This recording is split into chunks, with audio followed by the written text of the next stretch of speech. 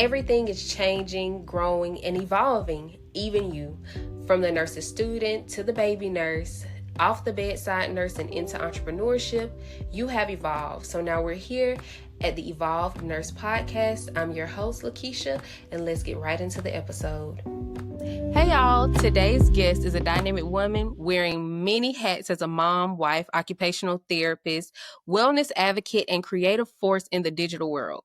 With a master's in occupational therapy and years of hands-on experience helping individuals across the lifespan thrive, she is passionate about making therapy practical, accessible, and joyful for families and communities. She specializes in early childhood development and also works to make seniors' homes safer and more accessible so they can age in a place with dignity and independence. Whether she's planning co-treatment sessions, hosting sound baths, or helping children regulate, her mission is rooted in connection, function, and wellness. When she's not working with clients, you'll find her at Instagram at Mommy in Motion, a lifestyle page where she shares relatable insights on motherhood, self-care, motor tips, and practical activities, all while navigating the real life juggle of parenting. Please welcome Allegra to the Evolved Nurse Podcast.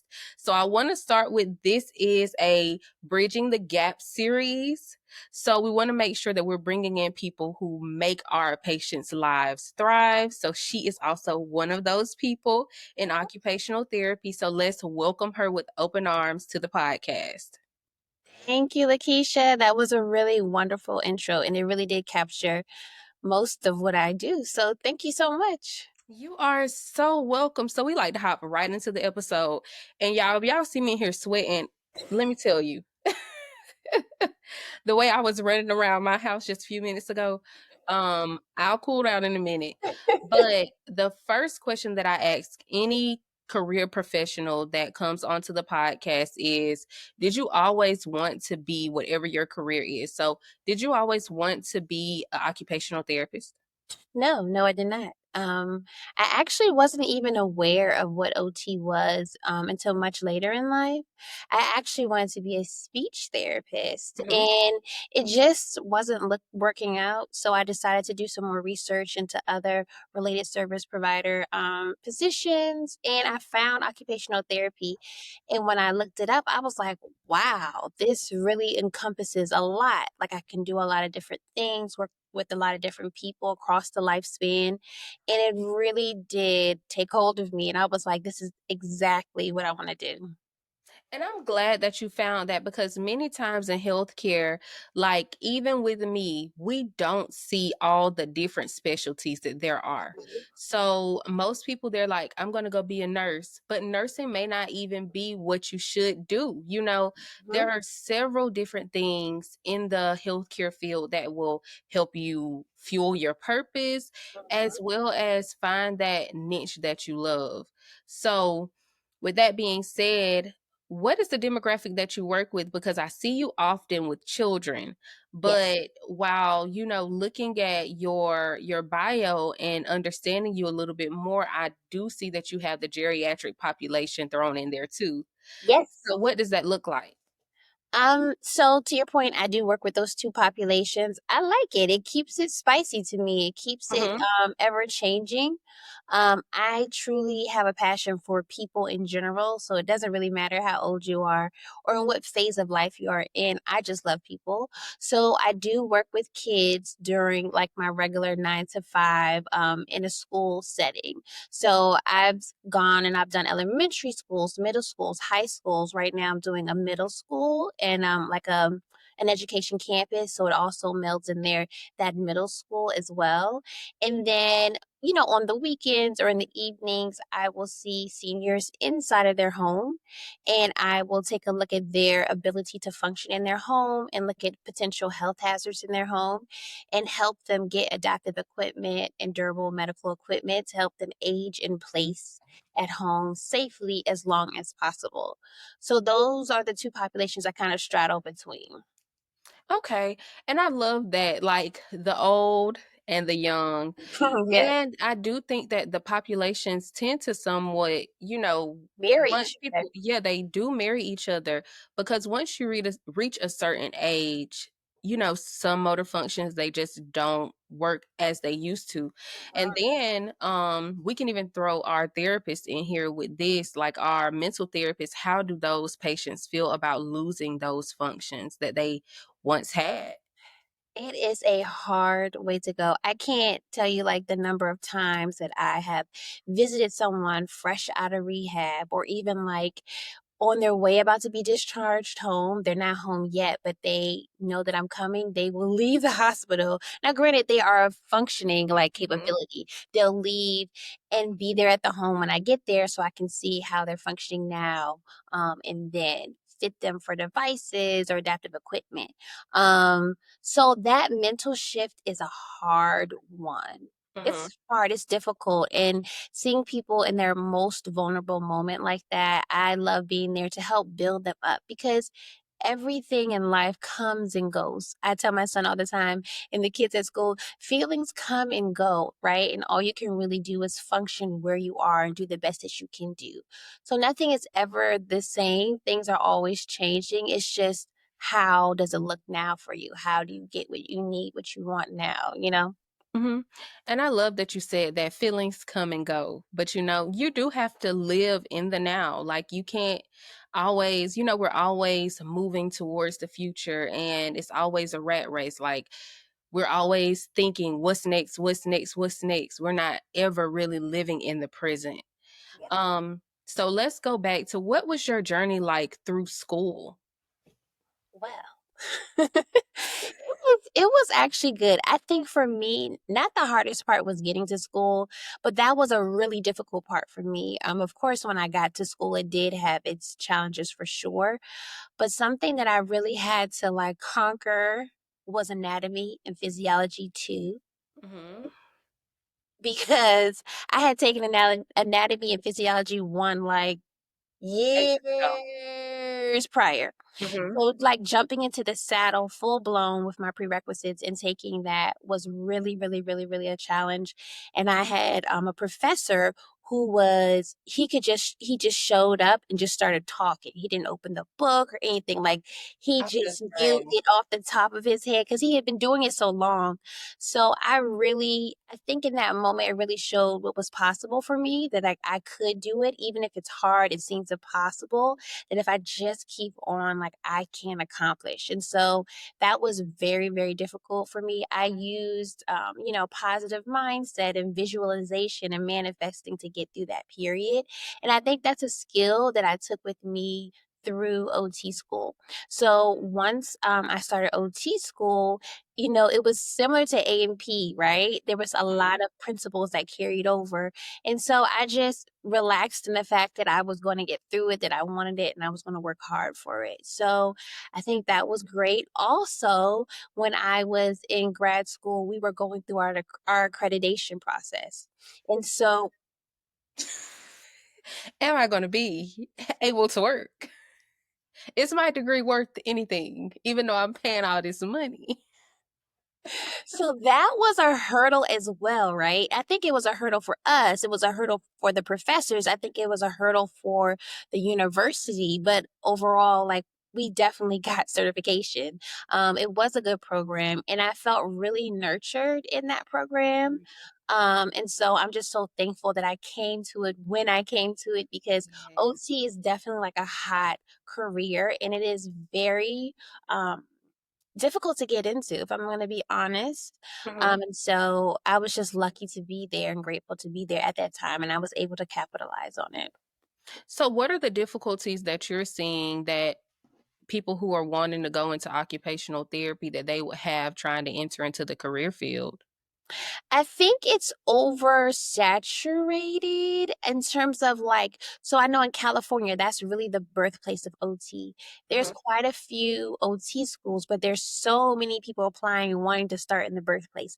Here on the East Coast, there's less OT schools. So, and they can only have a cohort of like a small number. It's not going to be huge numbers of OT school students coming in every year. So I think number one is the numbers game. Mhm. Number two, past experience. So this is usually a post, degree skill that you're attaining. So in order to get your master's, you have to fill out your application, yada, yada, yada. Well, the person next to you might have experience as a physical therapist, or they might have Mhm. experience as an art therapist, or they might have like all these years of experience working with like the population that they want to work with in the future. And some people just don't have that, right? And that can be super intimidating. Now, you're always trying to figure out how you can stand out from the pack because, like I said, OT school is competitive to get in. So I think that's one of the things. Also, I know standardized testing can be a barrier for some folks. Mhm. The program that I took, I did not have to take the GRE, so that was a blessing. Yes. So that's I one took that thing. thing. Ooh. But not for my program. I actually did not have to have the GRE for my doctorate program, but I took it when I was in undergrad because I was gonna go and be a PA. So You were when I looking started with my ahead. yes, when I started with my biology degree and I graduated, I was like, what am I gonna do? Like if life doesn't work out, I'm gonna just go teach biology. Well, you were prepared, so that's Y- good. you know. Those tend to be like the things and the prerequisites Mhm. because it takes, a mental shift to get into the medical mindset. And not everyone who comes has that, or a lot of people who do have it come and Mhm. apply. And a lot of times they can beat out other people who don't have those things. So people who have no experience at all with the occupational therapy career, what would you say for them to start doing now to prepare them to even submit their application? I would say definitely do some soul searching. Like I said earlier, a lot of times you see people on their worst day or after something super traumatic has happened to them. And I feel like if you're not a people person, this is Mhm. probably not the career for you. There's other careers out there, but this wouldn't be it. I really feel like being an OT is the chance to pour into, of course, I'm there to help with therapy, but also it's based on mental as well. So a lot of what we do is mentally health based because of these changes that happen when injury or function changes. So definitely do a soul search. If you're not a people's person, just try something else. Mhm. Um, it definitely does take perseverance. um get as much experience with different populations as possible. So if you think you want to, like I was just telling someone the other day, like if you are a teacher, you have the summers off, you want to do OT, volunteer at your local hospital. Are you working right there in the NICU or wherever? No, but you are in the hospital, you are in that field. So whatever you can do to like get experience with the potential setting or population that you would like is like the best thing. That's what I would say personally. Try to immerse yourself in the medical model or at least get close to it if you can. Mhm.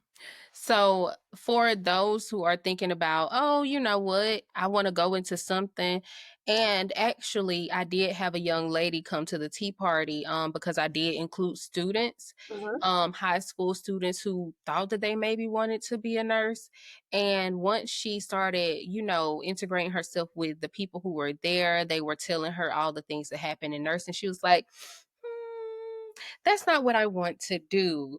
And so you could use this as an opportunity if you're listening now to Mhm. go ahead and one, like Allegra said, soul search. Mhm. Right. And of course, people look at nursing as something that's recession proof. And yes, it may be, but you can definitely lose your job. You can lose your job. Yeah. It's not as recession proof as you think. So find something that you love. And like she said, if you're not a people's person, there are things in the medical field, if that's where you want to be, that you don't have to be face to face with people all the time. Right. And And I just so, want to say really quickly, yeah. you saved that lady thousands of dollars Oh, yes. by your tea party. Yes, yes. Thousands of dollars.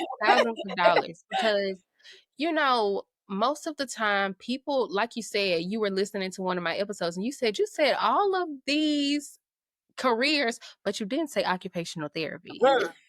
Uh-huh. And so that is why we're here today because we want to let the people know who are listening, like, hey, these are areas that you can go into that people need you. Um, for instance, like my mom right now, she's trying to figure out how to move around as she used to. She can't do that anymore right now. So having those people in place like you to be able to, one, be there for them so that they can get their proper equipment, so that they can learn how to do new things, so that they can strive to have a better quality of life. Cause that's where we're trying to lead to. Like Correct. we want you to have a better quality of life. Correct. Correct. So moving on from that, um, what does it look like in a day for you? Like especially working with kids. So what does that look like for you? It really can vary. I try to have like my set groups ahead of time. So the same day, the same time I see this set group Mhm. of people. But it can really vary. So the top of the day I have to be to work at 8. And then I usually have a little bit of time to prep for my upcoming session. Or I might talk to the speech therapist that works in my job and plan a session. Mhm. A lot of times in the school system for OTs who are wondering or potential OTs, you work closely with the speech therapist a lot of times, not all the times, but a lot of times. And so you often find yourself with the speech therapist providing services to the whole classroom. And it could be like a special needs classroom, or it could be a general education classroom, or it could just be one or two kids that you guys pull just in your room who have both OT and speech. Or maybe I'll just bring one kid who just has OT only. She'll bring one kid who only has speech, and we'll both lead a session together. So it's often co-planning a lot of times. And then after that, we run our sessions. And I like that because you just never know, right? You have an Mhm. idea of how it's going to go, and you just feed off of what they're doing, right? And you assist where you can, pull back when you can. And then after the session, we usually do a rehash. I really like to talk to the teacher and the speech therapist at the same time and say, hey, what went well? Like, what didn't go well? What could we incorporate next time? And then after that, I usually have another group. By that time, it might be lunch, or I might have like a quick IEP meeting. After lunch, I tend to do another group session.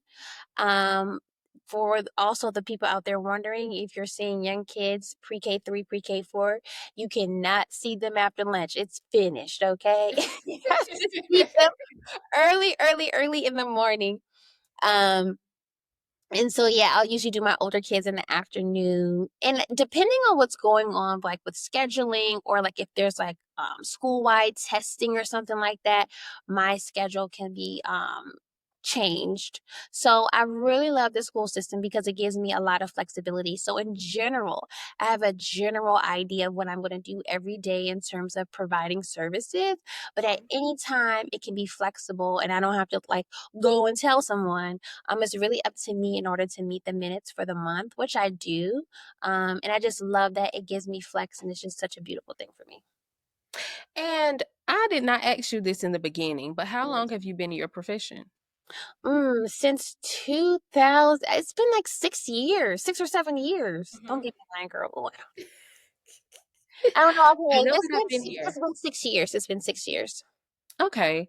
And so when I'm looking at how long you've been here, for people who are new in occupational therapy, it seems like you have your flow down, you're collaborating with other departments, you found your footing in Mhm, this space. So what would you tell them? So for our newbies who are coming into occupational therapy, what mhm. are some tips that you would give them to be able to structure their day so they don't feel so overwhelmed? So, like when they graduate and they start Mhm. practicing.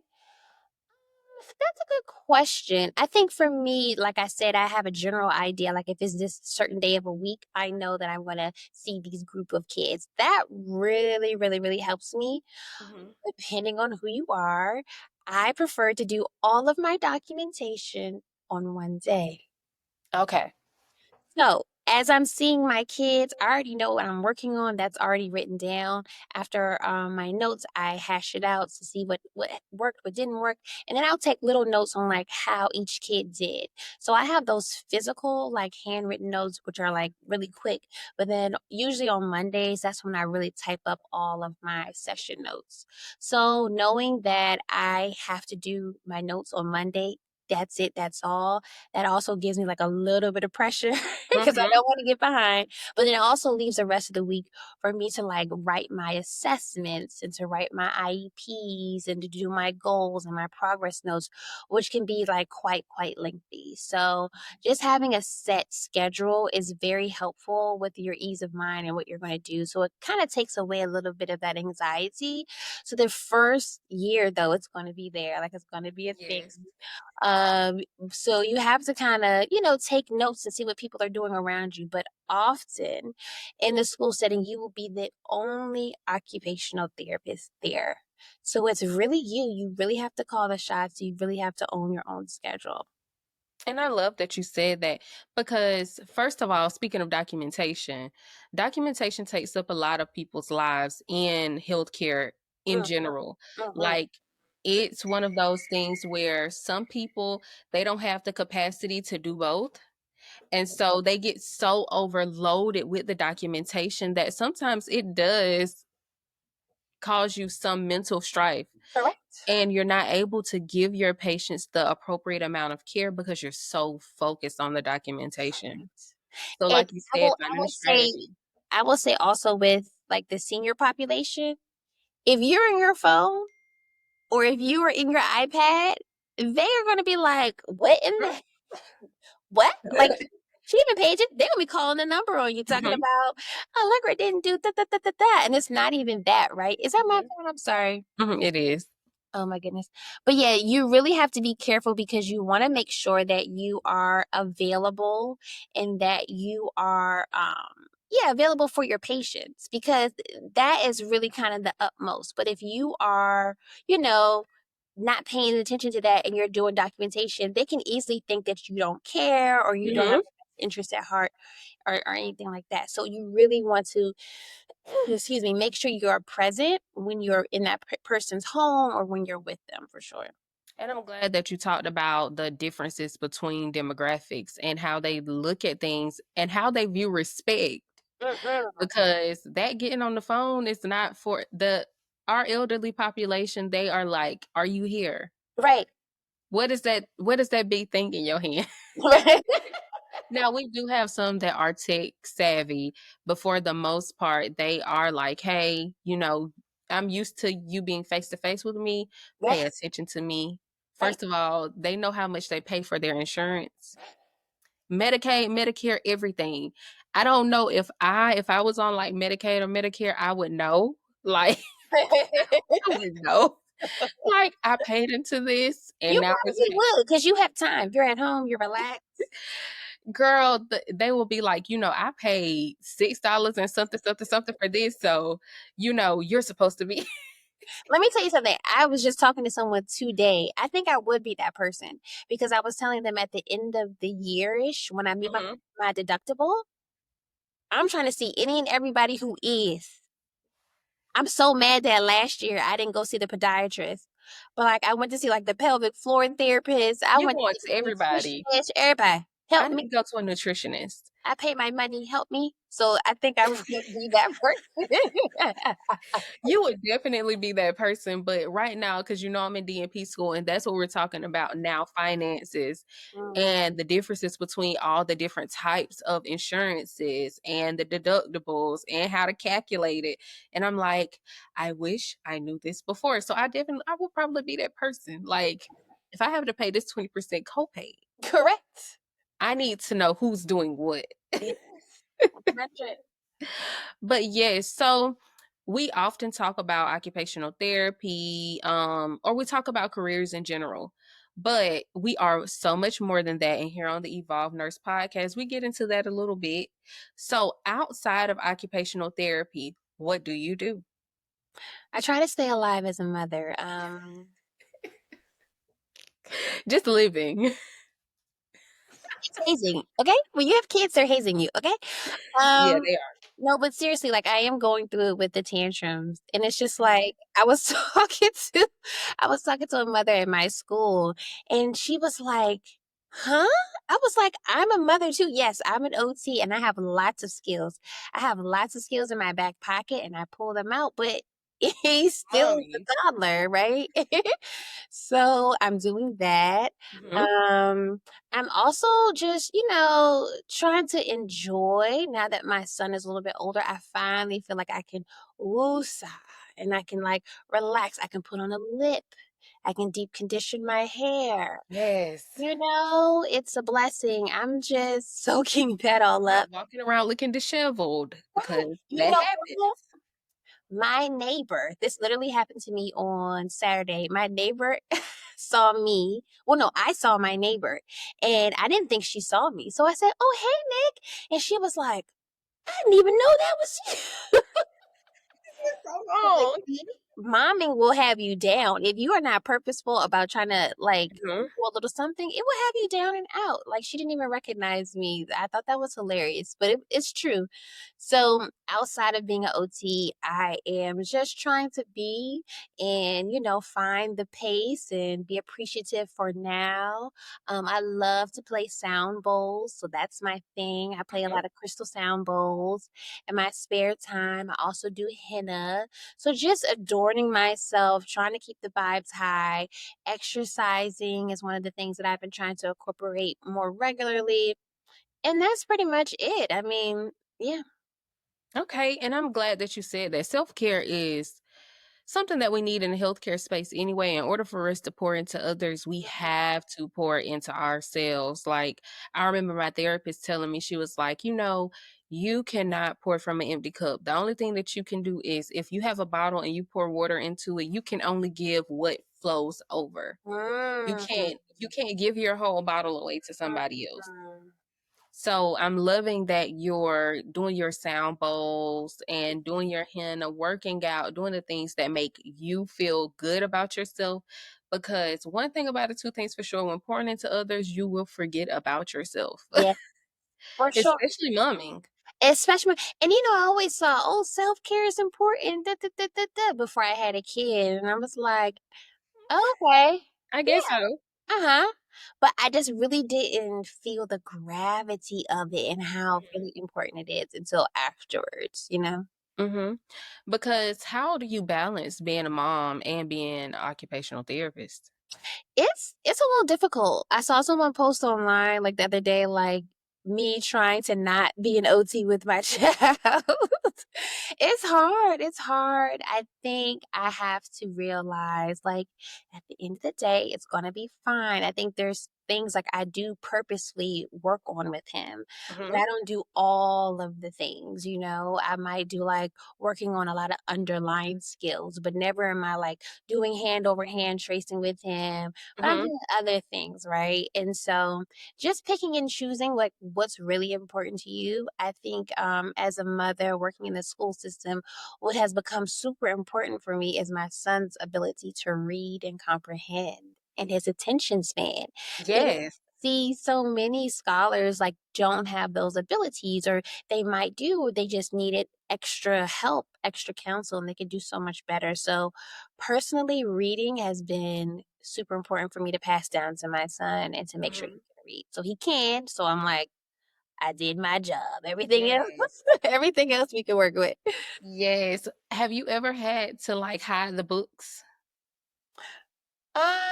No, but I've had to hide the Yodo. So I have a Yodo. I'm crazy about Yodo. So a Yodo is like a kinda like a music player. It's similar to a Tony, but it's a little bit different. Mhm. And so my son loves to put like their cards. You put the card in the Yodo and he'll play the same Yodo stories over and over and over and over and over and Like, over I am again. tired of hearing it. Yeah, so I've had to hide Sesame Street cards, Paw Patrol cards. And so I call myself saying, okay, like we don't know what the card is. Let's talk. Like, let's Yeah, how are you today? story. I say, let's do a story. Once upon a time, there was a frog that, and then I let him add to it. At first, he was like, "Huh," but then he got the hang of it. I'm like, Mhm. "Oh, this is great." But then it's always a story about the frog, or Yeah, mom, let's talk about the frog. Girl, I don't know how many times that I have bought Chicka Chicka Boom Boom. I also don't know how many times I have hid Chicka Chicka Boom Boom. And The fact that he got down on the floor and reached his little hand under the couch and pulled it out one day, I But said, he knew. but he knows it by heart. He just picks up the book and he's just reciting it. He's not flipping pages, nothing. He just needs to have Been some. told B and be told C. That is hilarious. And he knew where you hid it though. Girl, we have been hiding books since he was, I want to say, 12 months. We have been hiding books because Looks for the baby. girl, he will sit on your lap and he will have you read the book 30 times. He won't stop. See, I'm there too. I'm to the point where like, okay, you need to read the book. Read it to me. Mhm. No, mommy, I want you to read it. Okay, I'll read one page, you read the other page. Like, Girl, it had gotten to the point, I think, in daycare, they were like, he cried because he couldn't read the books. Like it wasn't reading time and he was crying because he couldn't read the books. I was like, that is so beautiful. But it is. Girl, so what are you gonna do? What are he you needs to be gonna do? homeschooled. What'd you say? I said maybe he needs to be homeschooled, but he's gotten past that point now. Yeah. But I'm thinking about doing the whole homeschooling thing. Maybe one of these days. Yeah, that's so funny because my husband literally came to me last night and talked about it. Because Mhm. when I was on maternity leave, I was like, yeah, homeschool, rah, rah, rah, let's do it, let's do it. And then Mhm. I was like, I'm ready to go back to work. I'm sorry. Yeah. Just ready to go back to work. But now that he's a little bit older, I think I might tackle it again. Perhaps, maybe sort of. We'll see what the cards hold. Mhm. Because look, as working women in healthcare, like going back to work is one of those things where you never would think that you would be itching to go back.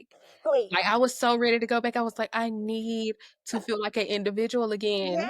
Yes, exactly. Yes. Like, do I really want to go back to work? Yeah. Yeah. Yeah, even though, work is work, but it does give you that sense of individuality. And I'm glad that even in healthcare, like we are so many different things. A mom, you do art because henna is art. Period. You have to look. It does take skill and practice, and I love it. I really do love it. But Mhm, you're right. We wear so many hats. I feel like we're a therapist, we mhm, are teachers, we are not nursers, but we are nurse. Like mhm, we comfort and nourish kids all the time. Like mhm. kids just open my door. I'm like, hi, How are you? Like, I'm and good. How are you, sir? What class are you mhm. supposed to be in? Not mine, but we can get you to where you're gonna go. Right. But I am so, so, so glad that we had this conversation. And our last and final question, because we are wrapping it on up. What are two books that transformed your life? I knew you were going to ask me, so Okay. I am prepared. Okay, so the first one, and it was a slow burn in terms of transforming my life. I would say, um, A Piece of Cake by Cupcake Brown. I don't know if you've ever heard of that, but it's a memoir, Mhm, and it's called A Piece of Cake, and it's by Cupcake Brown. It's a woman. Her name is Cupcake Brown, but her book, her book and her life just read like a soap opera. Like it didn't seem real, like all the trials and the tribulations she went through, and she still succeeded in the end. Like, I don't want to give away everything, but mhm. every type of anything you can think of, she She went, went through. and she had kids all along the way, and she still ended up achieving what she wanted to. And so I think when I first read it, I was like, so why aren't I doing anything with my life? Yeah, like Because get up. yeah, like, I'm not even, I don't have a fraction of these things. So it was a page turner for sure. So, and then Mhm. it was like actually true. And the second thing I kind of read later on in life, but it's called Magic Mind: The Neuroscience Behind Manifestation and How It Changes Everything. And that's by Dr. Mm, James Doty. It is so good. That has changed my life. I would say for sure, 100%. And it just talks about, I won't give away everything as well, but everything is rooted in gratitude, being thankful for what you Yes. do have, right? And understanding what your passion is and visualizing what it is that you want. So those three trifectas kind of help bring things to you, I personally believe. Mhm. And this book was really all about it. And he also shared his personal story as well. And it really made him curious about manifesting and the whole process and such like and things like that. So he did this book. And so these things stick with me as a mother. I also like do affirmations with my son every morning, and my husband will That's chime in as beautiful. well. And it's just, a good way to center yourself and figure out where you are, where you want to be. I Mhm. also do gratitude with my son all the time. My in laws watched him the other day at my son, and he was like, Papa, thank you for cooking the corn. And they were like, oh, we're just like, yes, these are the seeds that I'm planting. Mhm. I want him to be purposeful about his gratitude and to see how great his life is, you know? And I love that. I actually practice gratitude with my baby as well. And so he's like, "Thank you, banana." Thank you, He thinks a banana. banana is crazy. He says thank you to everything that he can say thank you to. Oh. And when I think about it, it does like lighten up your heart because once they get to the age where like you have to be thankful for the small things so that you can respect the big things coming into your Mhm, life. And so mhm. I don't know if you did you grab these cards at Mom Friends last year? I did not. Girl, they No, are some good affirmation cards. were they at Monfort this year too? Yeah. Mhm. Yes, I didn't get them, but I did get the affirmation pins. I did. Okay. Okay. Cause yes, these are some really good cards, like just to pull on a daily basis. Everybody, since you have made it to the end of this episode, I want to give a huge, huge thanks to Allegra. She came in, she spoke about her life as an occupational therapist. And so we already spoke about where can we find you, but what's up next? Ooh, so up next, thanks to you, good sis, is a podcast. Okay. Yay! So I'm getting my life together and I am going to do a podcast. I'm super excited. I've already asked one person to see if they would feature and they said yes. So I'm very, very, very, very, very, very excited. Mhm. Yeah. So I'm just going to be patiently waiting to get my life together so I can Okay. actually do it. But I did do like a little logo and stuff. So we'll see. Well, I am super duper proud of you. With that being said, Yeah. y'all look in the bio. There we Look, go. look in the bio. It's so many things down there. Yoni potion, black girl vitamins, so many things. Med print shop. So make sure that you're visiting that. But not only that, make sure that you go and follow Mommy in Motion. That's MOMMY, the letter N Motion. Go follow her and her content because she will be making sure that you all are understanding what it looks like to be a mom as well as occupational therapist and how she does particular things. Keep in touch with her because she does have some big things coming up in the future. And with that being said, thank you for listening and y'all have a great day. Bye.